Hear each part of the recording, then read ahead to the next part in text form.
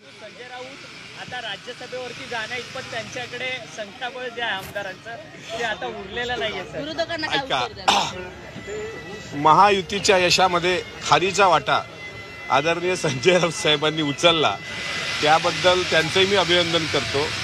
त्यांच्या पक्षाचे जेवढे प्रवक्ते खालच्या पातळीवर घसरले त्या सर्वांनाच आम्ही धन्यवाद देतो. आज त्यांच्यावर टीका करण्याचा आमचा कुठलाही उद्देश नाही आहे.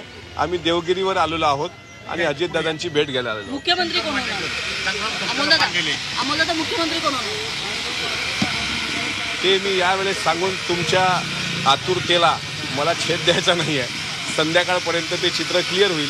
जे काही होईल ते मान्य करून शेवटी महायुतीतले तिन्ही नेत्यांची काल तुम्ही PC बघितली असेल. तिघांमध्ये चांगला समन्वय आहे. तिन्ही पक्षांनी इतक्या मायक्रो प्लॅनिंगनी हे केलं. कोण कोणी यावर टीका टिप्पणी करत असेल तर तिकडं लक्ष न देता फक्त आपण व्हिजन सांगायचं, महाराष्ट्रासमोर जायचं.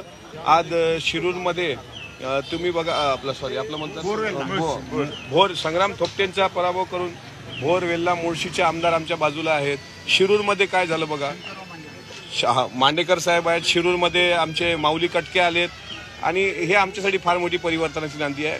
तुमच्या माध्यमातून अजितदादांवर जी व्यक्ती खालच्या पातळीवर टीका करत होती त्या खासदार कोल्हेंना आम्हाला विचारायचं आहे की ज्या पद्धतीनं गद्दारीचा डाग, काळा डाग, गुलाबी जॅकेट असं तुम्ही बोलत होता, आज तुम्ही मीडियासमोर येऊन का धमक दाखवू शकत नाही की लोकशाहीमध्ये लोकांनी दिलेला कौल आम्हाला मान्य आहे. ती दानत फक्त अजितदादांमध्ये होती की बारामती लोकसभेच्या पराभवानंतर सुद्धा जनतेने दिलेला कौल आम्ही मान्य केला आणि माझ्याकडून चूक झाली हे प्रामाणिकपणे त्यांनी कबूल केलं. आज तरी कबूल करा, बारामतीमध्ये अजितदादांच्या विरुद्ध उमेदवार देऊन तुतारी गटाने चूक केली होती हे कबूल करण्याचं औदार्य आदरणीय सुप्रियातांनी दाखवावं एवढी आमची अपेक्षा.